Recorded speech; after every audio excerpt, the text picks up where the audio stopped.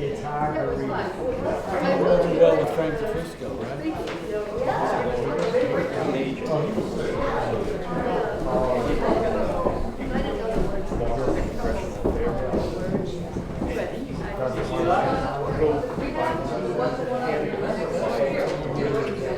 I'm sure they know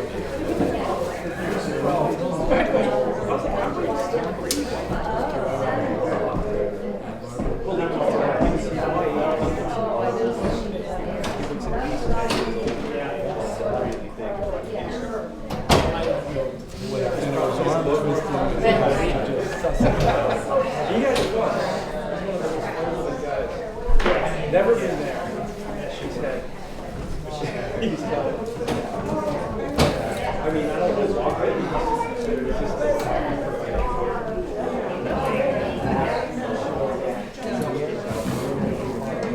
picking up girls. It's always going to be serial monogamy. And he's actually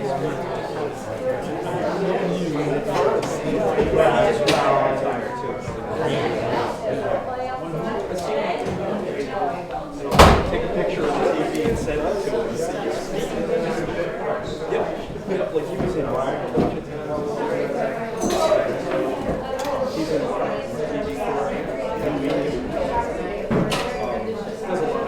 he's a funny actor.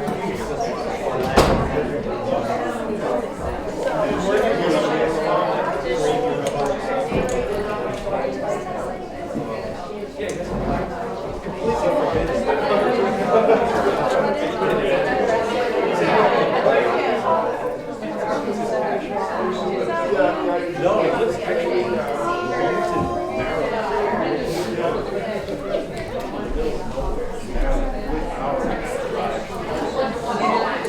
Just fell the tree with David Shedd. Big, yeah, you know, it's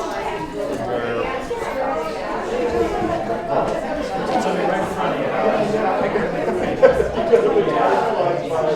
Yeah, I got a box.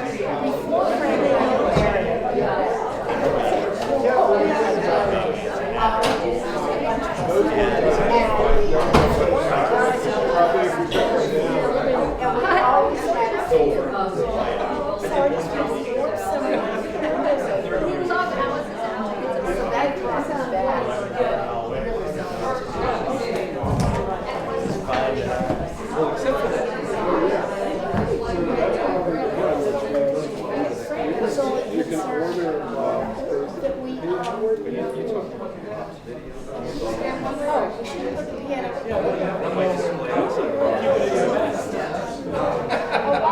nobody will,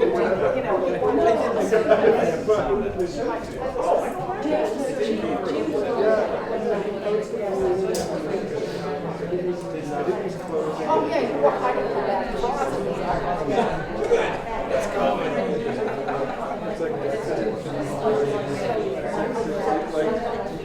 Yeah, sometimes it's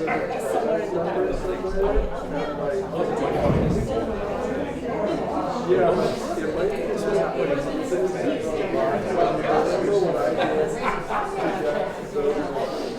I think I searched that number.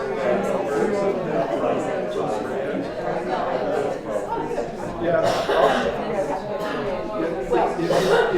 Now, actually, what I can do is this week.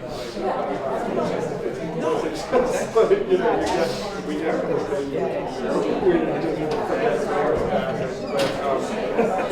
but yeah, if you use those lines, you should say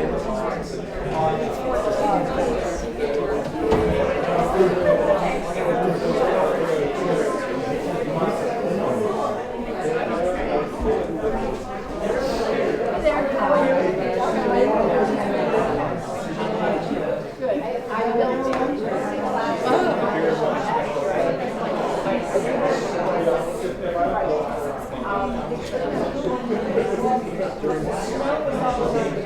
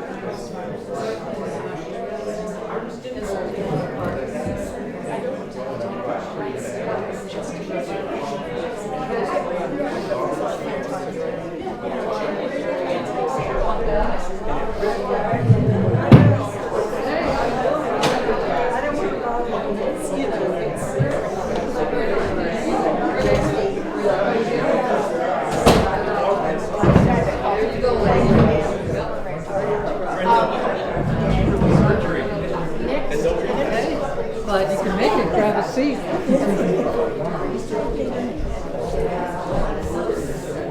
Ben, you've got your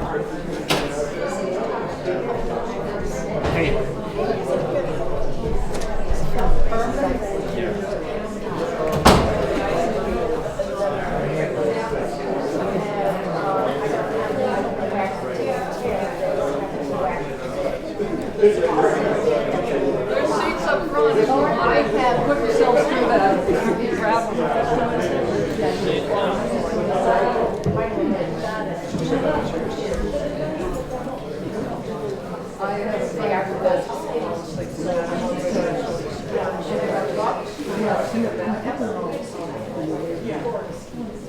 Hi, everybody. Thank you so much for coming. I'd like to start out with a little political announcement. Everybody knows about our capital campaign and what we're doing. And there have been some questions of where the building's going to go. You can see the map over there. And so many of you here have donated, and we just really appreciate it. We've done very well. We were lucky, and we got some extremely generous donations in the beginning, or it would never have dawned on me that a little non-volunteer run organization could raise $1 million. But we're going to get there. And if you're a Jackson voter, please show up for the town meeting. It's a week from Thursday, on the 13th. The town owns this building. They haven't put a cent into it for decades, long before we were here. We're talking of putting in $1 million into a building we don't own, and we just think that they should contribute also.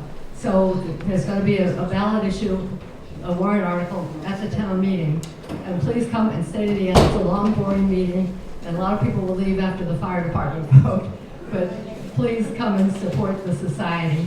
And also, I'm sorry I don't see Paul Mayer. He's coming. I don't know if you've been to his gallery and museum in North Conway by the TD Bank, but he's loaned several of these paintings that Bob will be talking about.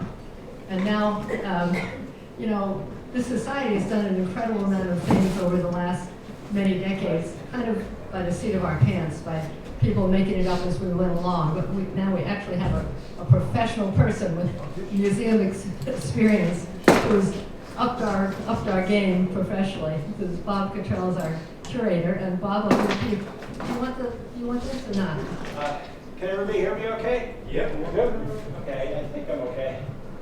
So this program is about the art of farming, and I'll go into a little bit more detail, but this is the subject on which Warren Shoemaker and I first met, and I grew to admire him because of what you'll see in a few minutes. So let's see here. Okay, good. Let's see if that works. So have you all scratched and hackled all of your crop this year? Raise your hand if you're done. Anybody have any idea what I'm talking about? So this is the art of farming. So we're going to be looking at farming scenes, but first we have to start with farming for art. You can have farming without art. You cannot have art without farming. Because if you haven't done that, how are you going to sell the crop to those artists? You know how they are.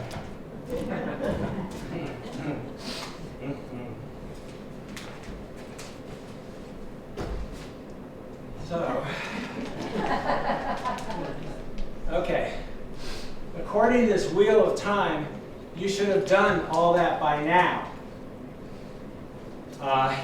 In March, which we're now in March, according to this wheel of time, farmers would be harrowing, pruning, and sugaring. How many of you are ready for sugaring this month? Okay. So if you're here today, can I assume you have a taste for both farming and art? Yes. So here we go. Currier and Ives print, 1868, A Taste for the Fine Arts. Why would this happen? Why would a cow be licking the painting? Go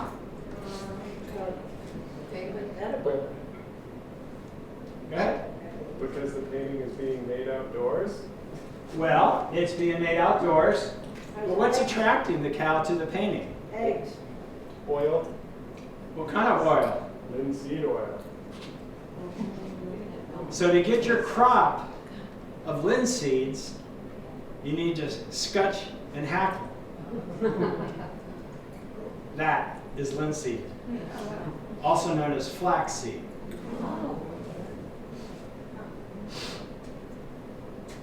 You press those, and the oil that comes out, you boil it, and it's boiled linseed oil. How many of you use oil paints and boiled linseed oil?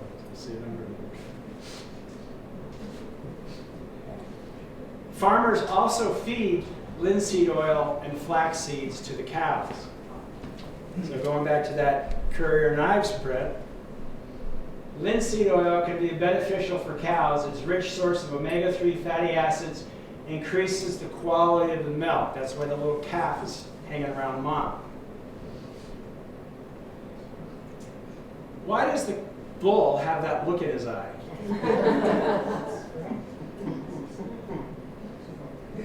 You know why else you feed flaxseed and linseed oil to the cows?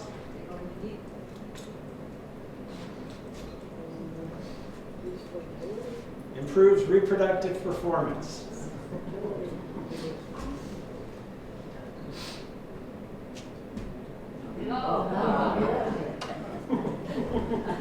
As you know, a flatulent cow is not very romantic. So that's one of the things. So you've got the artist who's using oil paints and he's painting. What is the support, do you think, that he's working on? Or she? Yeah? Canvas? Well, they call it canvas, but you got to be careful because in the earlier years, they didn't use canvas made out of cotton. Linen canvas. Linen.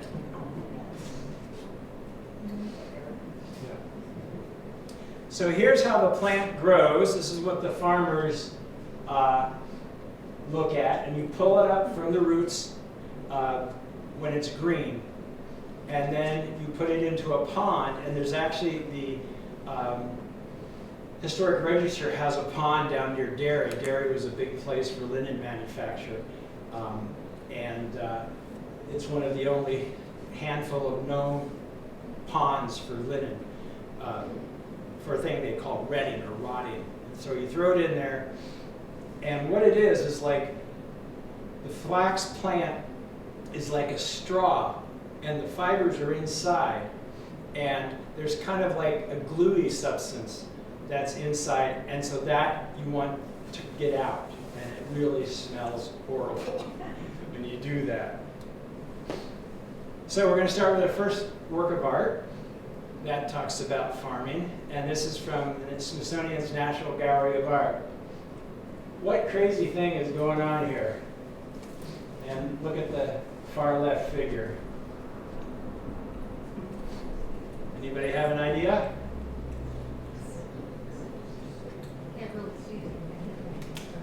Well, there's a bunch of people with these like wooden swords.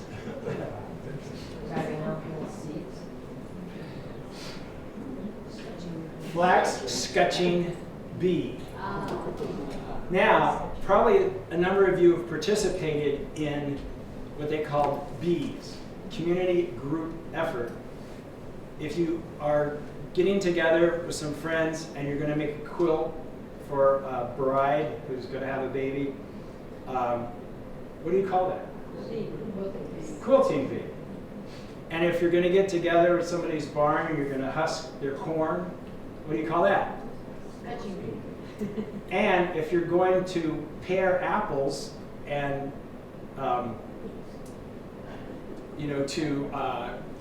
cut them up into slices and then dry them over the fire, so that you can have dried apple pie any time of the year. What do you call that? And that's where the name for the restaurant comes from. Applebee's. All right, so this is a flax break. And what I'm going to show you, I'll make a little bit of a mess. So this is flax, and these are the roots down here.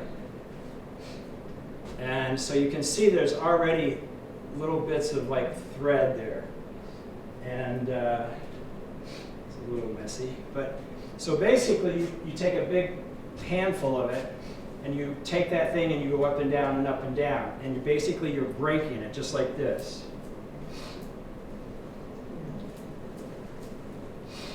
So first you break it. And then you take those little wooden things with the boards, and I think I have some pictures here to show it. So here's the flax break. There's the scutching, the boards, and you take it and you kind of just brush this off, like that. And you get all the rough pieces off. And you see now that the linen fibers are here. And you just take them together, a little bit of moisture, and spin it. And that's all you need to do. Except to make it really nice and clean, you ever heard the term, and I'll leave this over here, you can see it later, try some of your own. Don't get your hackles up. What does that mean? What? Cool it. Cool it, okay. Yeah, don't get excited, don't get aggressive. The hair goes up on the back of a dog's neck. You know not to pet it.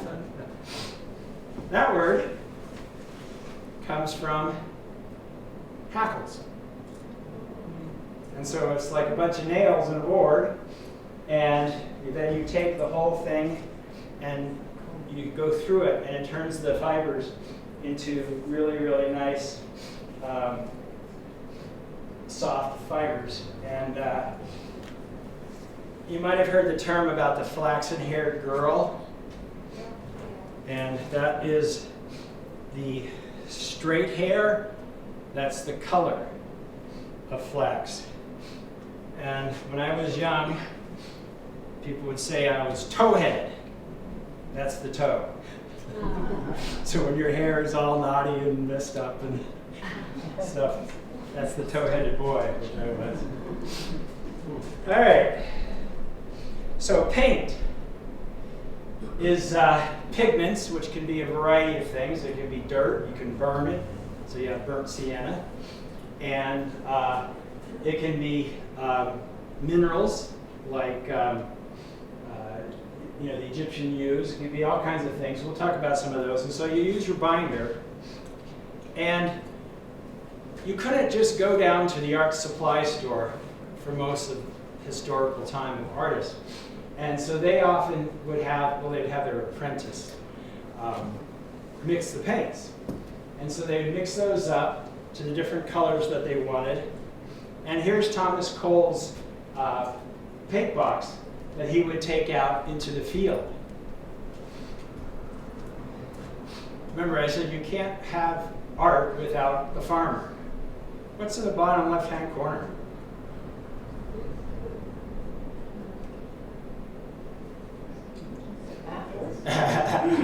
Somebody knows. Bladders. Pig bladders. They are like Ziploc bags. And you could put the paints in there and they would not dry out. And look at this guy.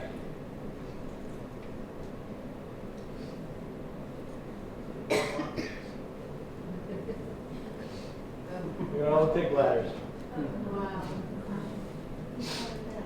What else do we get from the pig for artists? Well, the bristles. Eric knows. I just stop answering every question. Bristles for brushes. Hog or bristle brushes made from the coarse hairs of the pig. They're strong yet spongy.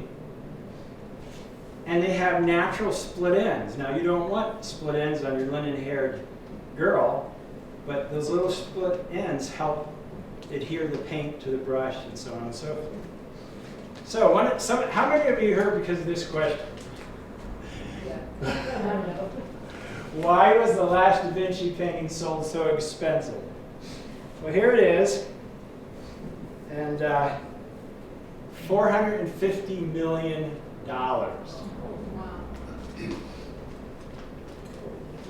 And I know Eric knows the answer to this, but before Da Vinci and many artists in the Renaissance started using oil paints,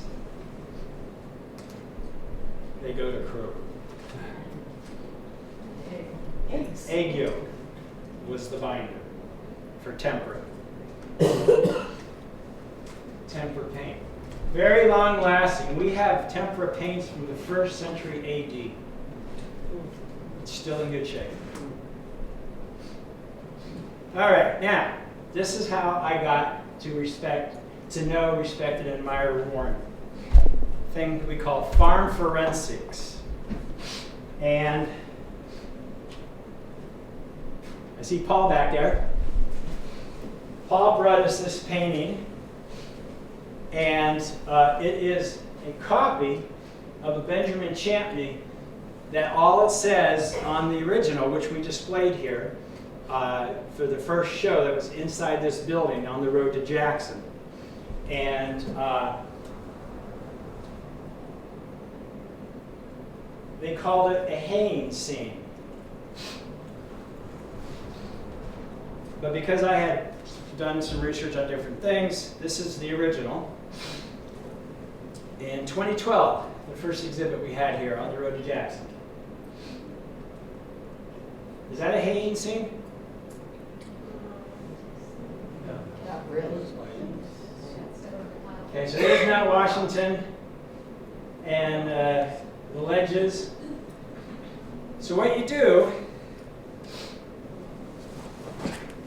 let's see if the catalog entry says anything. No, it says Benjamin Champney haying in North Conway Meadows. Now that's not written on the painting or anything. It's just North Conway Meadows. So you can see it here. Maybe some people in the front. What colors do you see in some of these trees? Do you cut hay in the fall? Do you cut hay when it's brown? You cut it when it's green. What color are these trees? What color is that hay? And what color is that hay? This is hay. This is not. So if it's not hay, what is it?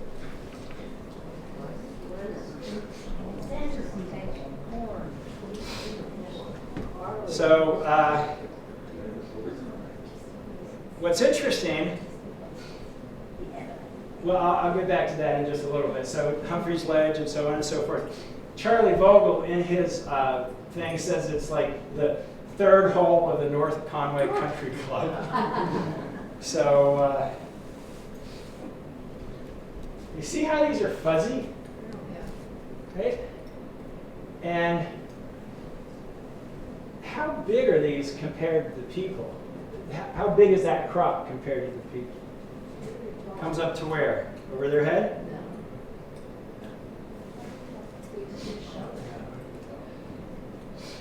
Now here's the haying scene. It's hard, I didn't get a good picture, but we have another one over here. It's a little hard to see, but these mounds of hay are round and they're down about your knee.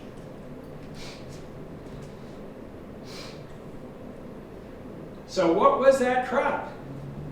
And I did want to point out that when I went over this with Warren, he was very open. Even though it had been published in the catalog, he changed the label. is very open to the idea of learning, and I really admire that. Princeton University has a chromolithograph of this, another type of copy. They won't accept it. They won't change. They have a sketch by Thomas Cole of Crawford Notch, and they say, oh, this is the side of the Willie slide, but there's elephant head. Can you see elephant head from the side of the Willie slide? No. They won't change that either. The National Gallery of Art, Smithsonian, has the painting from the sketch. They won't change it. So to me, Warren's openness and desire to learn and use the truth instead of, I don't know, are they cowards? Are they afraid of something? What is? Okay, so let's look at this crop. So here they are reaping it with a sickle and tying it up. Do you know what they call those bundles? Right. And if you take several bundles and you put them together, do you know what you call that? Like you saw in the painting before? These things here? 4 or 5 sheaves put together? No, not hay. They're called shocks. One of the things I find so fascinating about all this, and I'm sure whatever industry you're in, you have technical terms. And farmers are like that. If you're a doctor, you don't say, hand me that shiny, pointy, sharp thing. And they don't just say scalpel, because there's like 20 different scalpels. So everything has a name. I said mostly White Mountain paintings. This guy here, Vincent van Gogh, he did the same thing. And you can see the fuzzy tops, the sheaves, the shocks.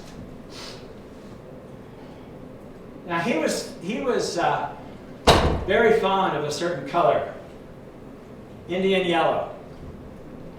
Anybody know about Indian yellow? Eric does. What's it made out of? Is it the urine of a cow? It is the urine of a cow. Again, you can't have art without farming. Cow urine. That might take some of the punch out of Van Gogh's selling price if people knew. Oh yeah, that's a beautiful painting of cow with cow urine on your wall there. So this is grain. This is Champney, Van Gogh, Cropsey. So here's a sheave, and you have the grain, which is just the little seeds. And so I went to Michael's and got some. So all you really want are these seeds. That's the most valuable part. And everything else that's left over, these stalks, is straw. What tool do you use to separate the wheat from the, what's the other stuff? Yeah, what do you use? What? Thresher. No, that's a little later. Well, I mean, yes, today you would use a threshing machine. But what did they use to thresh the wheat? Animals? I see you're all just flailing around for an answer. Animals stomping, animals walking on it? Oh. This thing here. Take it, whack it down. And this one's neat because this is in the Jackson Historical Society collection. Antique grain threshing flail gifted from the Howe family. Overlook.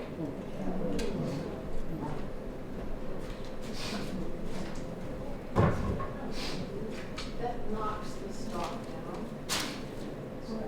Now do you just throw the straw away? You know the old New England saying, use it up, wear it out, make do, or do without?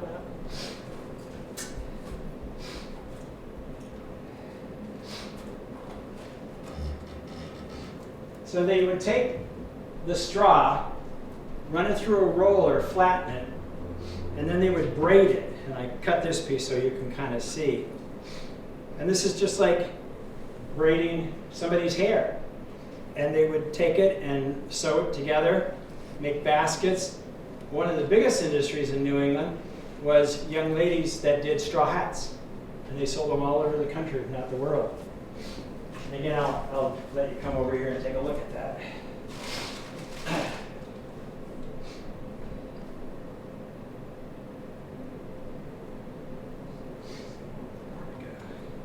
So these are the different ones: oats, rye, barley.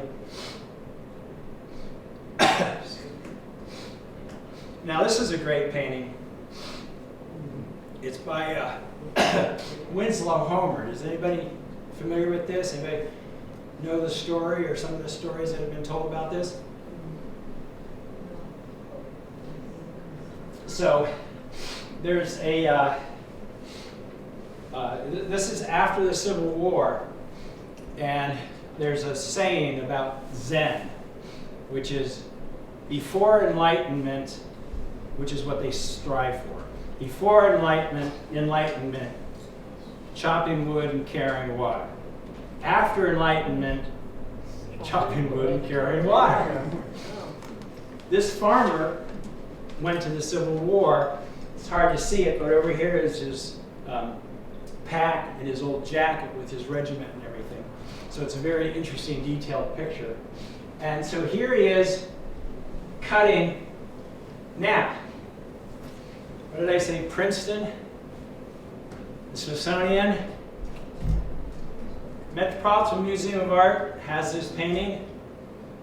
They say it's Winslow Homer cutting hay. You don't cut hay green. But they were at least willing to talk to me. Mostly I sent emails and left messages and never got back. And one person said, well, but he has a hay scythe. Well, yes, he does. But what actually has happened, there's a thing called pentimenti. So he painted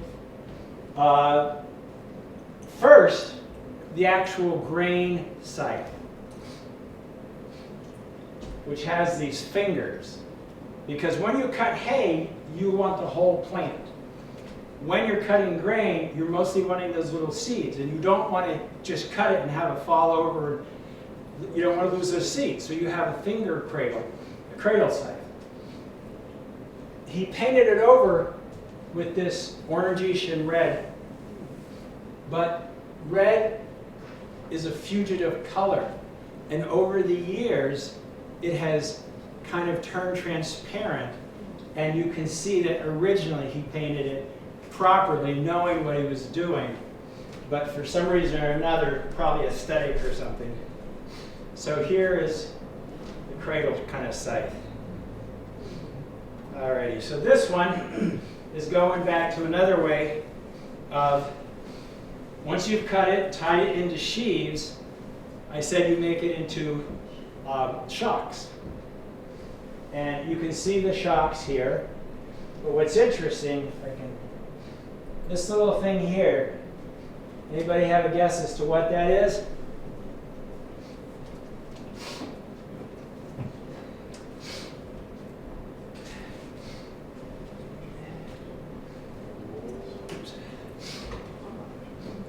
Okay. So you're making these, and next to them is this. Now, have you ever heard of a sawhorse? And that is a shock horse.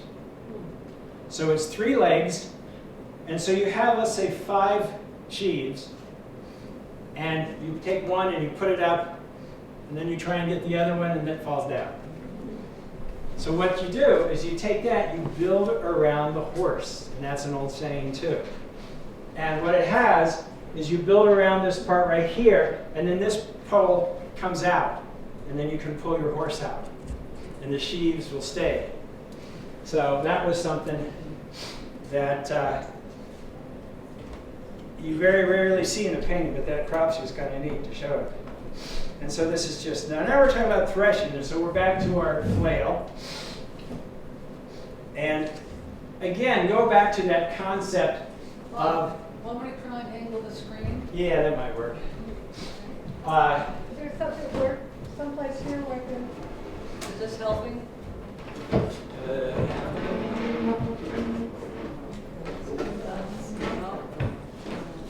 change? Yeah, I can adjust So this. it's a little better if you got the shadow in the middle.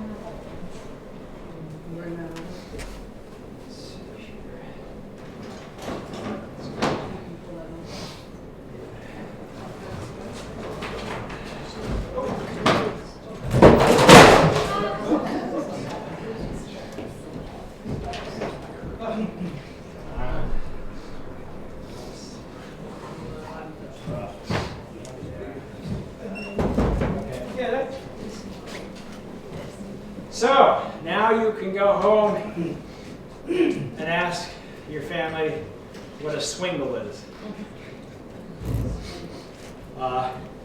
And the 1 cubit, that's the general length of that part there. So here's a bunch of people banging on it. Now, we're going to shift from a couple farming, practices to the barns. And this is the early type of barn called an English barn, and it is standard. There's a number of them around here, but the door is on what's called the eaves side. And there are 3 what they call bays or sections. And in there, the middle one, there's a door in the front and a door in the back. And what they did, was they had a breeze that would come through. So that was called the threshing floor. And there they are banging into it. And then the next thing is to winnow. And so what is winnowing? You know? Okay, so you have that air coming through. And you throw, the guy over here is putting it into a basket. This is the seeds themselves that have been separated. And why is he not using a metal shovel?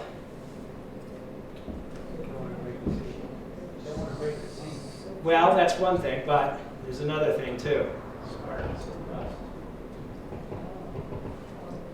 It can blow up and catch on fire, the sparks. It's been a big problem out in the Midwest where they have these big silos, and it catches a spark, and boom, the whole thing just blows up. Believe it or not, wet hay.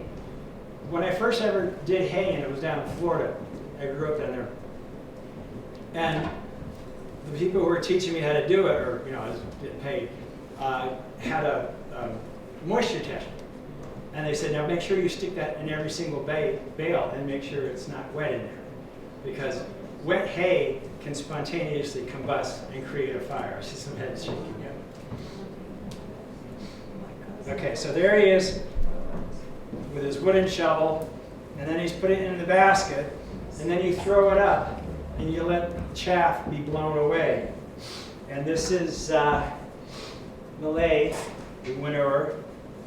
And this is Eastman Johnson.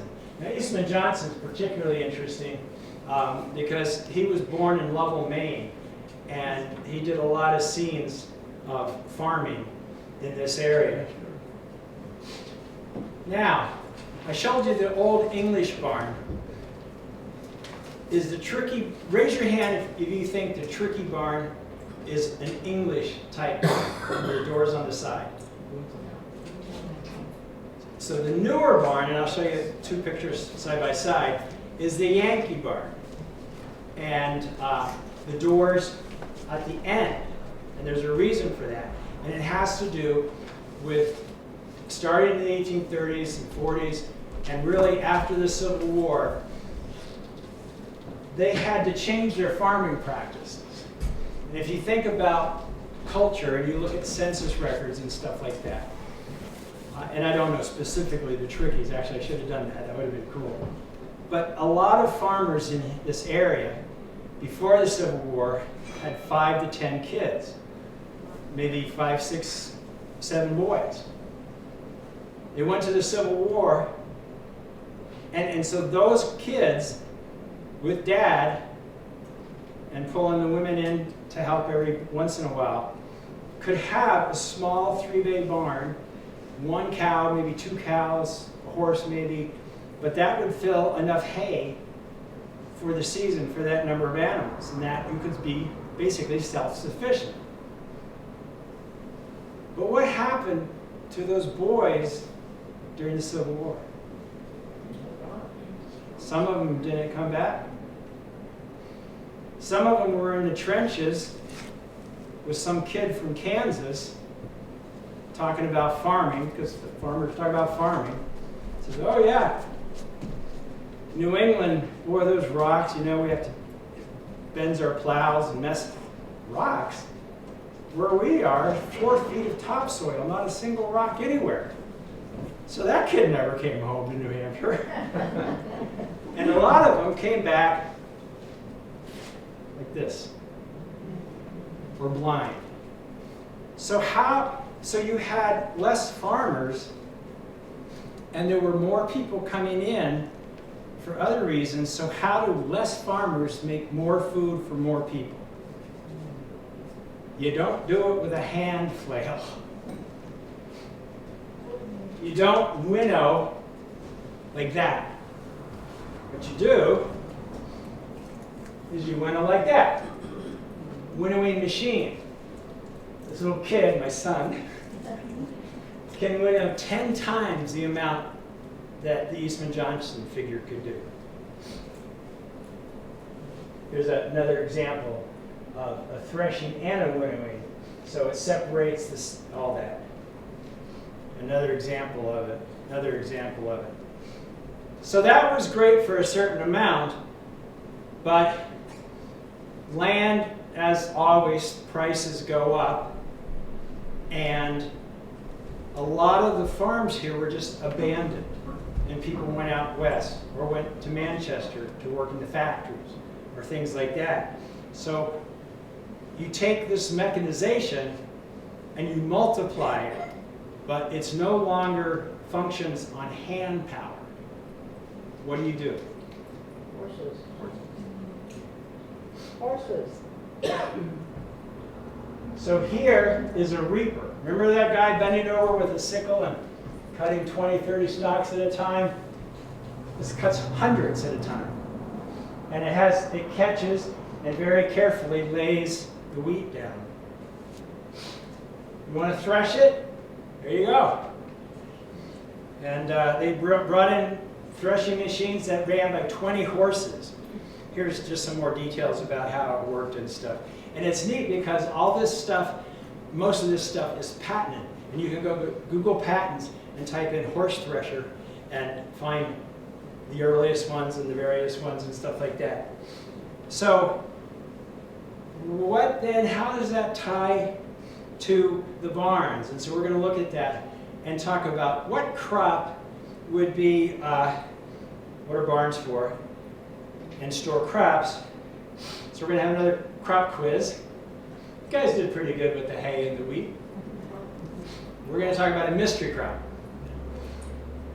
And this again goes back to how courageous and innovative and visionary Warren was, and the team he gathered around him, Charlie Vogel, various other people.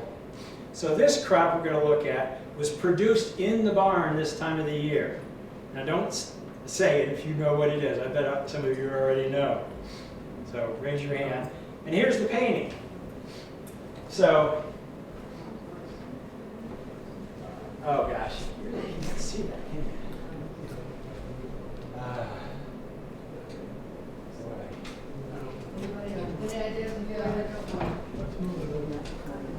Your body's blocking it, so if I hold this up, Is there a way to like lean it? does this block it? There you go. That almost does it right there. Yeah.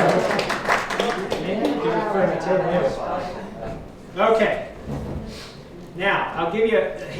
see a small amount of this crop. What you actually see are clues to the crop, what the crop was.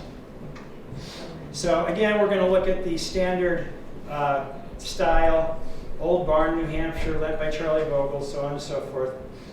So this crop is important to the success of many other crops. So what time of the year is this?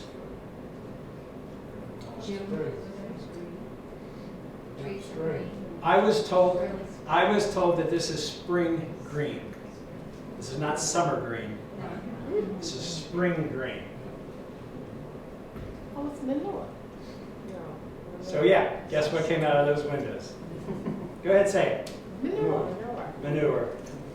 So one of the things, this is with Warren and this team, we would often talk about the paintings, we'd analyze the paintings, and we'd go through them methodically. You can either start in the foreground or in the background. Here we're going to start in the background. And it's kind of like a stage set. You know, this was a stage, and the theater curtain was in front of it. And you'd raise the theater curtain, and you'd have the stage set, and you'd have, you know, the proscenium at the front, and you'd have the middle ground and the background. So we're going to block out the background. And what do you see at the top here and there? Okay. And what is this for? There's the stairs. What's that for? Well, these are Frank Shapley paintings done by, from the exhibit, Shapley from the Inside Out.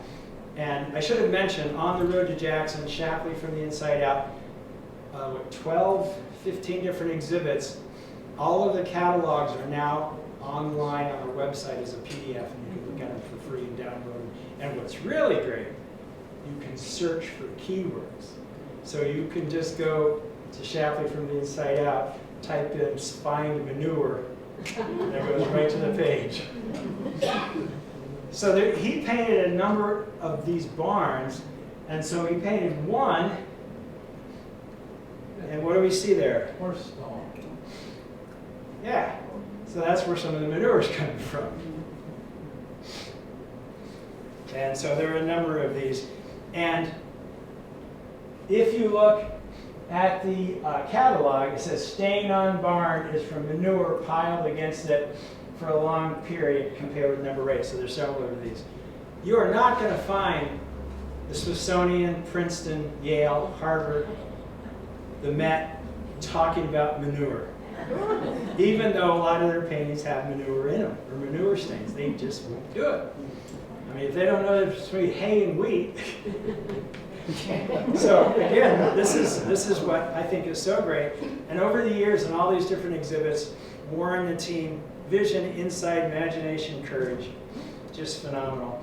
And then again, the same concept of moving from the hand tools to the horsepower tools, and today, of course, to the petroleum-powered tools.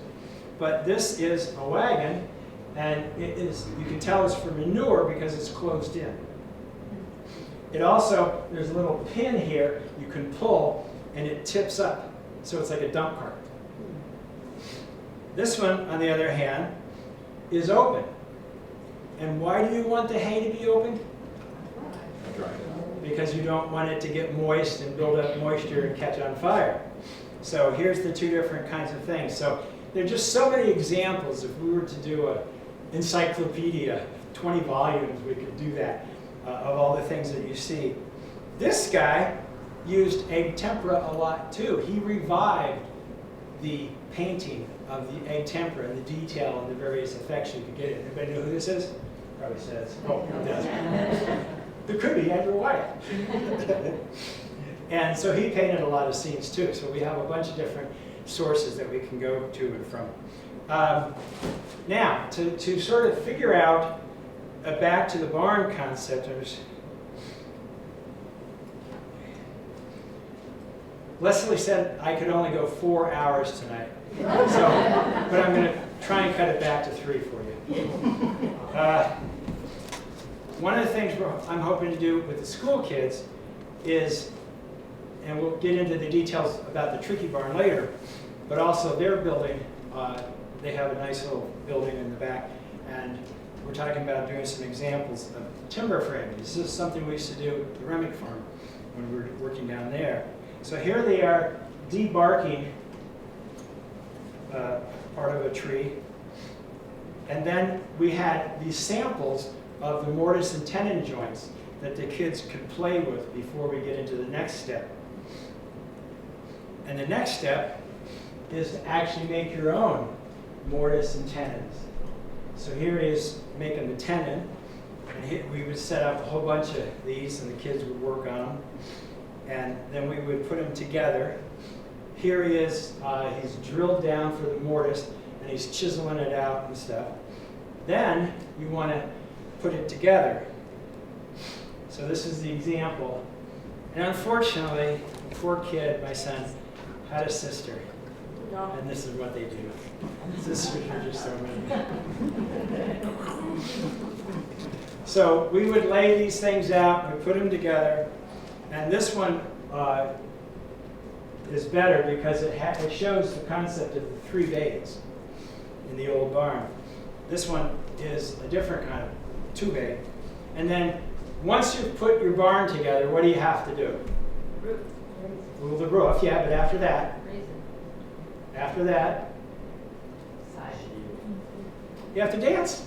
You have to dance around it. So we did that. Okay, so now that you know all about timber framing, before 1830, this one guy who talks about connected houses in Lovell, Maine.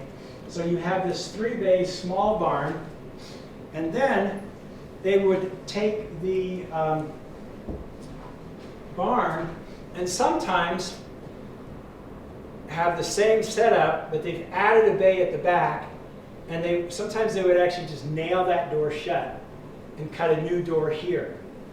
So this is a bigger barn, more hay space, and more animal space. Now again, who thinks the Tricky Barn is the Old English? Okay. It's like the one on the right. No, the one on the left. Who thinks it's like that? Everybody think it's like the one on the right? Well, when they took it down, it was. Yeah. Originally, Was it? we'll see. Here we are. I believe that it was originally like this. The door on the side. This is the Windy Hill Barn, Jackson. If you go into the Tricky Library, you can see 2- and 3-pronged pitchforks. And you can see this. This is why it's long. Everybody see what I'm talking about?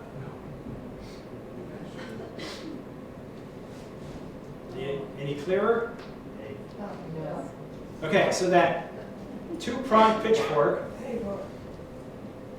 was for pitching hay. When you cut it with a scythe and you use hand power, and you load the wagon, and you go in the barn, and you throw it up to your brother up there, and he stacks it. But what are we doing now when we have less farmers and more mouths to feed? We use this. And that there's a hay fork hanging up in the Jackson Public Library. And they took it down, but there would be a rail that went all the way from the front to the back. So you could pitch 20, 50 pounds of hay. That picks up 500 pounds of hay at a time. So that's the difference between the change there. And I believe that the Tricky Barn was originally that, and then they changed it to that to make it longer. So this is looking at some of the stuff we've already done about the threshing and stuff. And here's the small barn at the Remick farm, and you can see you'd only have about 2 or 3 stalls for cows, and that's enough manure you can pick up. With a 3-pronged pitchfork. But after that 1830 period, let's go back to the hay. So we've got a painting over there that shows the rounded low mounds, and it's green. And so we're going to look at hay step by step. The first thing to do is to mow it. And this is the scythe that they would have done. This is the scythe they would have done. This is another Eastman Johnson. And this is William Sidney Mount. There are just a lot of these paintings. And then you can see they're taking a break, and the scythe is up here. And these are some of the hay rakes that they would have. And let's see here. So there's the scythe. This guy here is wetting the scythe. And that is basically sharpening it with a whetstone. And there's an example of a whetstone. And they would have carried their whetstones in possibly a leather pouch. More paintings of whetstones. There's my son doing it. So there's a leather pouch. But also, this little thing in the corner of the painting, or part of the painting, you would sometimes have, what's that made out of? Cow horn. If you look over there, there's a powder horn with that musket. And it's the same kind of thing. So horn was another byproduct of this farming experiences. Okay, a few more minutes. But they would carry these little anvils with them. And you ever heard of a ball peen hammer? Yep. The peen is to straighten out. When you hit a rock, you have to flatten it out again. And so they would carry these little tools with them. And here's an example. You take it and pound it into a tree stump or something. Now, to move from cutting and wetting your stone and all that kind of stuff, hand-powered, horsepower. Very fast, much faster. And then petroleum-powered to mowing. And this is neat because it's actually a mower conditioner. So the hay gets rolled through a set of rollers so it cracks open a little bit and dries better. Then you rake it, and here's one little homer and you rake. So I'm just going to scoot through these kind of quickly because just to show you something that, well, let me ask you, how many of you have been to an art museum and ever seen a label talking about what's actually happening in the painting? It'll tell you the artist, the title, and the date, whether he went to Paris or not, whether he was an impressionist or not, or influenced by Picasso or whatever. But they won't say they're haying. They're cutting grain. And they very rarely will tell you that's in the meadows of North Conway. And why will you not see this today? You can't, if you go down there, you won't see this scene. Why is that? Because it's a golf course? Well, part of the golf course. But from that point in the golf course, you can't see Mount Washington today. The trees.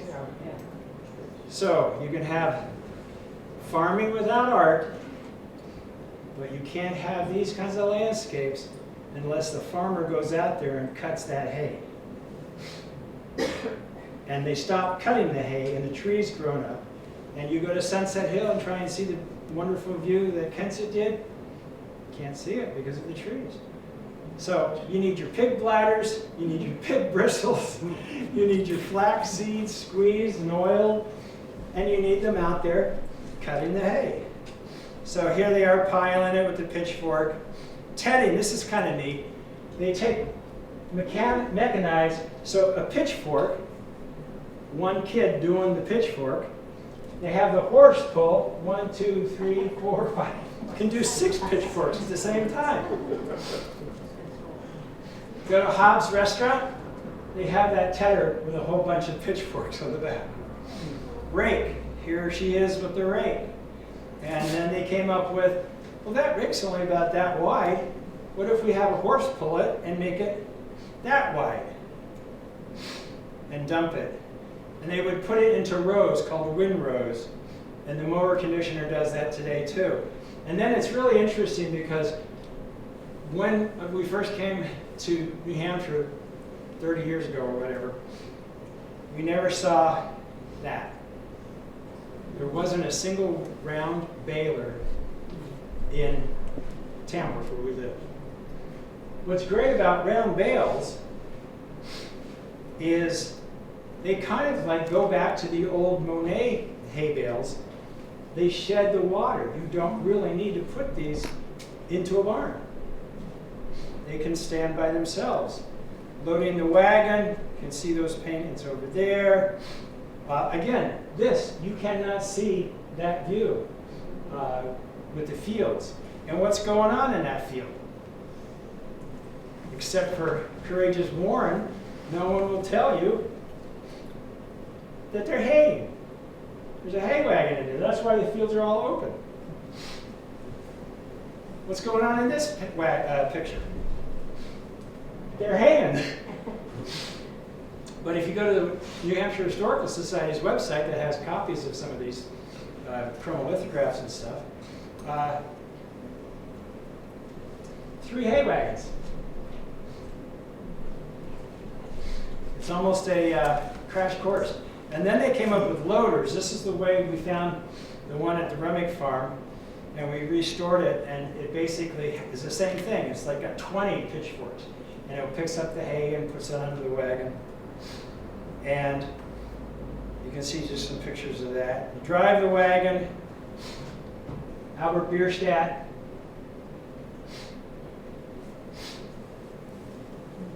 What are they doing there? What's the wagon doing? Fording the stream, because they didn't build bridges everywhere. What else? What do the oxen run on? Water. They're getting a drink. You've got to let your oxen drink. And what else are they doing?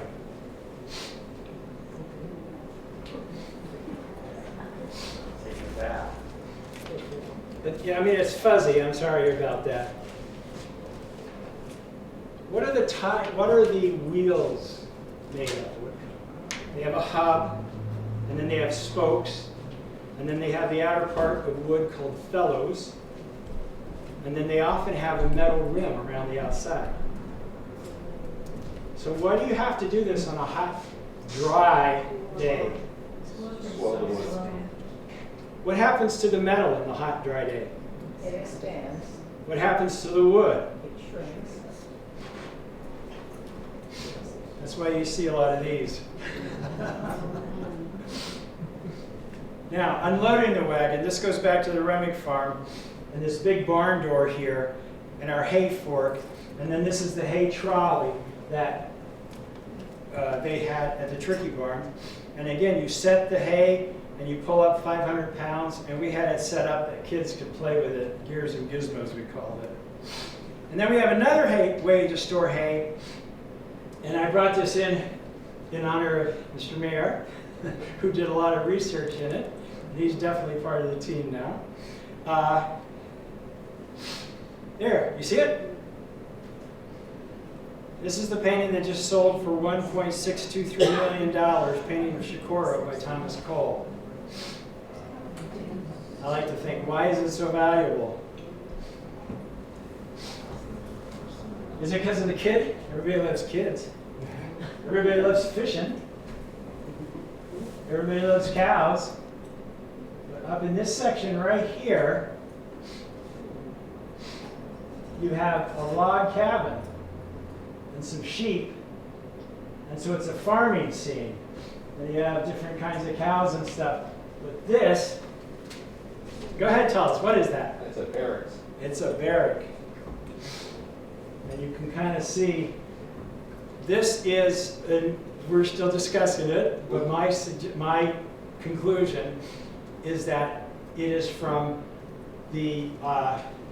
Holland, from the Dutch. Anybody here from Holland? those people came and settled around New Amsterdam. And they continued their farming practices there. And this is something they brought over from Europe. I don't think that this was big in New England. Never seen much in the way of it, except by Thomas Cole, who came from New Amsterdam, New York, and painted it. So I think he kind of put it in there, but we'll keep looking into it. All right, so I'm going to quickly show you the Remick barn puzzle again. And so this is the way that the doors on the end now, and this is when we did some renovations, we found the original door on the side just nailed shut. And then we found this old painting, which is hard to see, but if you look way off into this corner, you see the barn with the old door.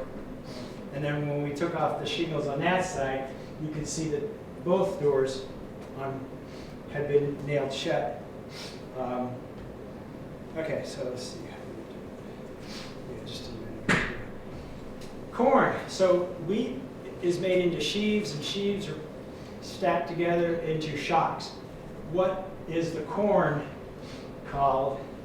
I think your corn painting is right over there. Now the thing about corn, the corn piles are as tall as a person. And they don't have that same kind of fuzzy, bristly top to them. And they sort of look like teepees. So the wheat shock horse is small, but they use the same kind of thing to make stooks. So you have to know the difference between stooks and shocks. So here's corn shocks. They look like teepees. This is Winslow Homer. And I'm just kind of scoot through them. So this is what you have a copy of, right? Yeah. This is Oh, no, that's Benjamin Stone. okay, yeah, Benjamin Stone. So again, what's great is that these images, mostly what you're seeing, except for the Van Gogh and the Malay and so on and so forth, is they're of local scenes. You could probably go to the 1860 map, which we have right there, look up who owned that house. And 1860 was the same year that they did the federal census. So you could find out how many kids they had, and how many horses they owned, and how many pigs they owned, and how many acres of tillable and non-tillable land they had. It's so fascinating that Mount Shakura is in the back. And then we're going to scoot through this one.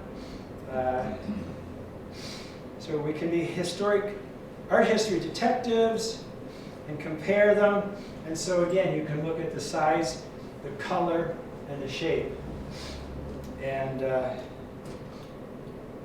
this is a patent for a stook horse. So they made their own locally, farmers sometimes did, but they also started producing them commercially, patented, and sold them. So that was 1877. So here we did reproduce some, or recreated some, at the Remick farm.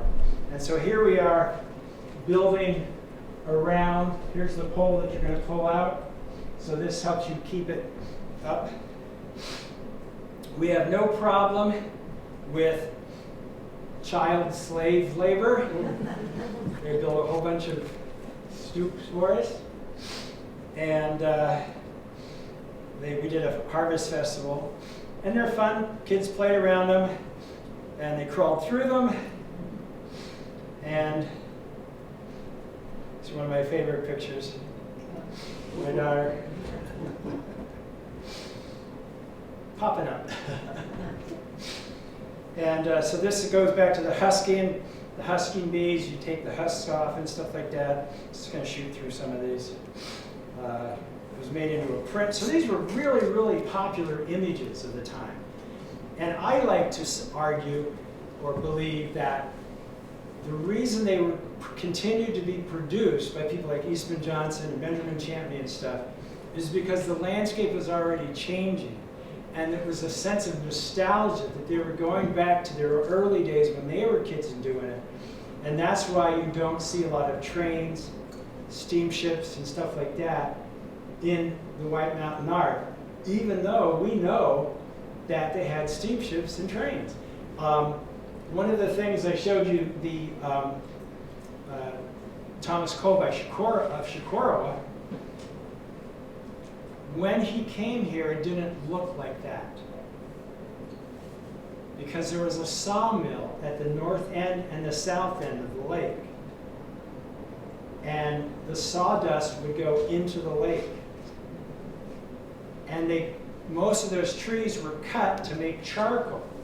Does anybody know what Shikorowa is called on that map, 1860? Tamworth Iron Works. They had a big, giant furnace. Have you ever been to Saugus and seen the ironworks there? They had something like that in Shikorowa village. And the smoke was everywhere, and the smell. They had a tannery, and that map tells you all that. It didn't look like that. And there was also a train that went by. So this is just more husking bees. Just lots of pictures of husking. More. This is braiding the corn. The best corn kernels for next year. And then shelling the corn, and this is how they would have done it, by hand. And again, use it up, make do, do without, or whatever. Kids playing with the corn cobs. Yeah, we did that. But when he painted this, they already had mechanized the shelling of corn. Just jump to it.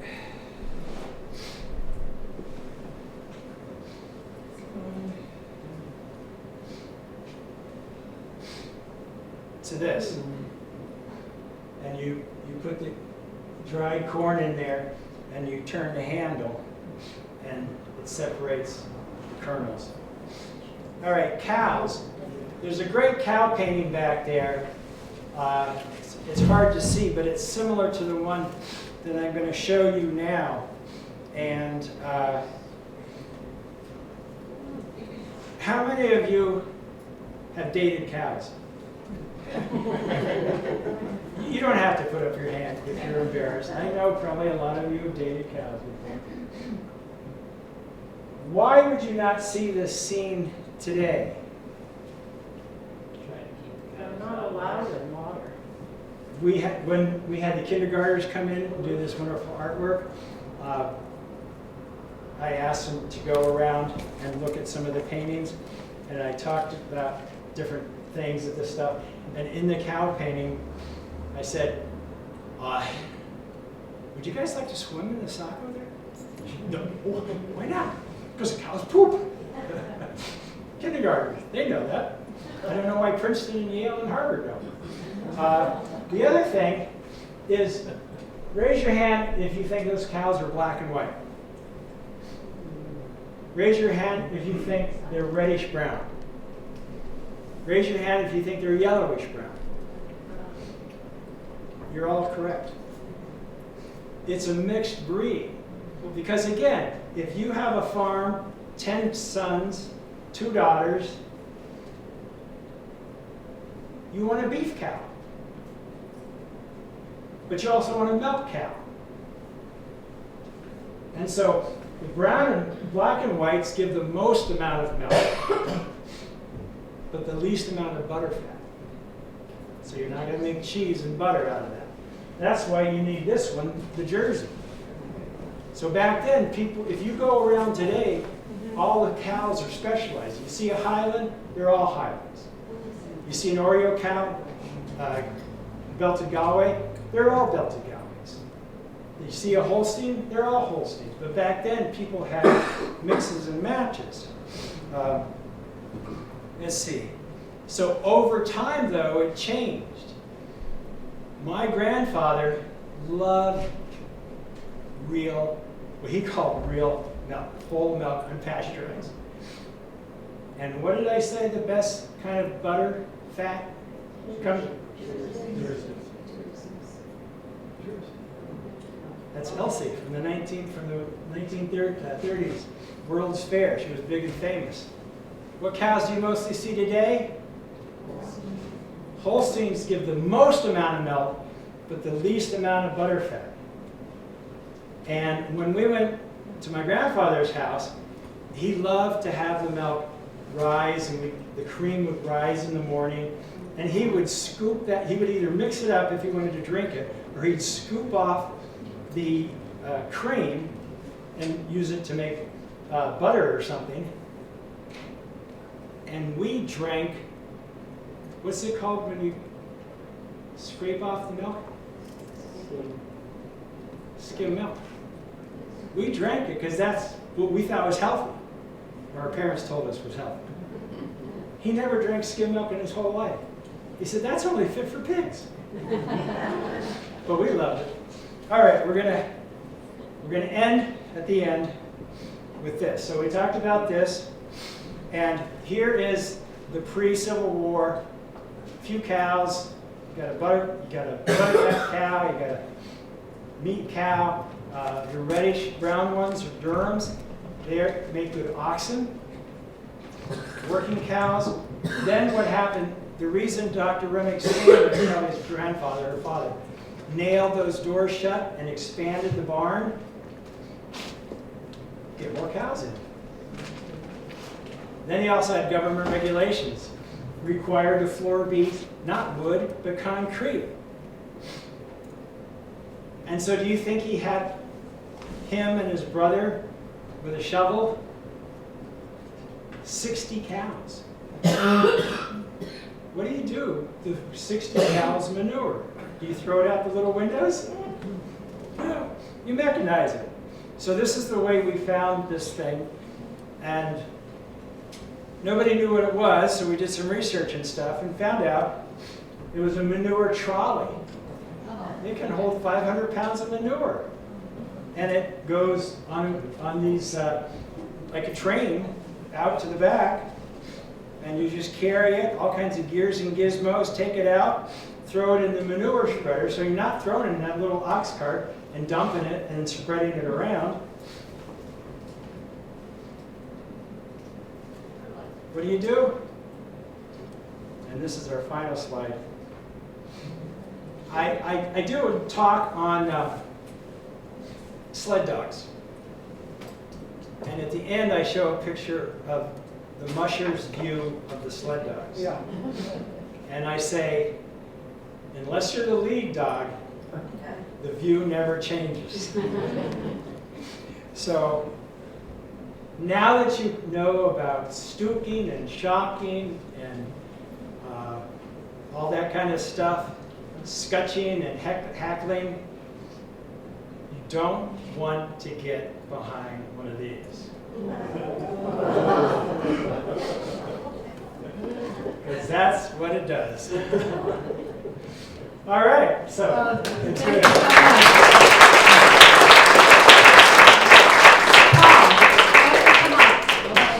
This is Paul Mayer, who provided quite a few of these paintings that I mentioned before you got here. What are the hours of your gallery? We're open Thursday through Sunday, 10 to 4. By the TD Bank, right TD downtown. Bank. And Paul and Eric earlier on put it on a wonderful fundraiser for us, which we're very grateful for our capital campaign. And thank you for the nice comments on Warren. I wasn't expecting that. And I'm sorry he's not here to see what we're doing with the building, but I'm going to plant some of them underneath it.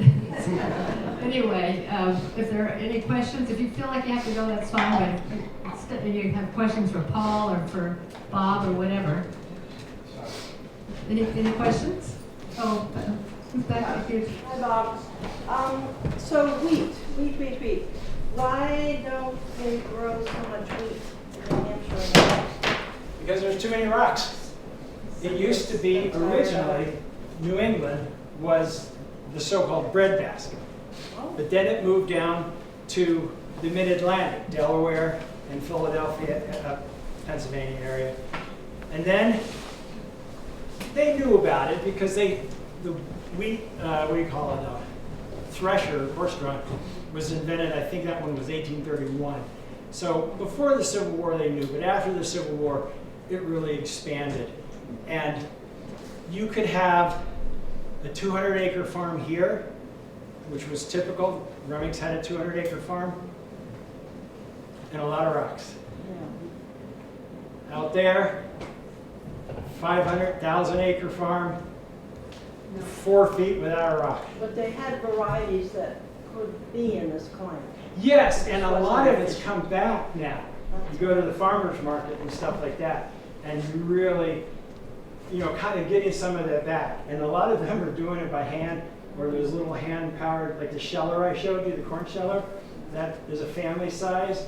But, the ones that put them into the big silos, like on West Side Road, the blue harvesters, they have big machines, really super powered. So yeah, it's a lot to do with technology, but also with the soils and stuff like that. And the trains, that was a big part. There's no point to grow wheat in Kansas unless you could get it to the market. So you needed the trains. Yep, yes. So is flaxseed linseed or is Yes.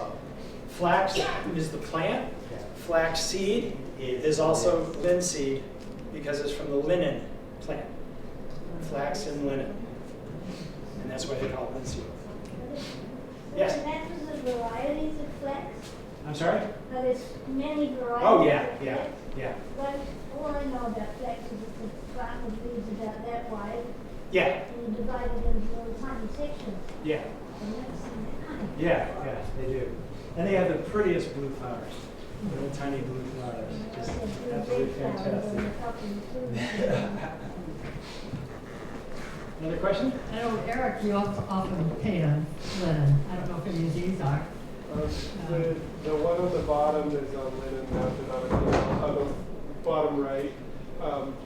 Yeah, so like most of an oil painting is made from the one plant, the oil and the canvas.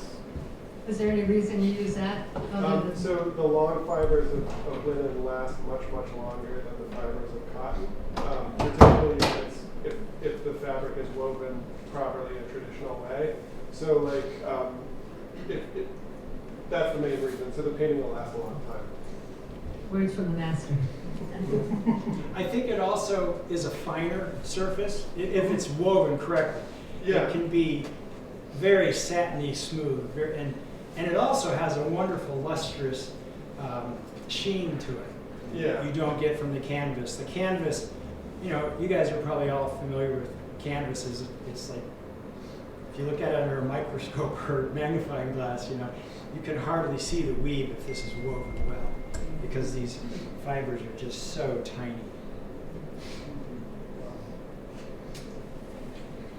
Any other questions? Thank you all for coming, and be sure to come to town meeting if you're a Jackson voter. Very, very important.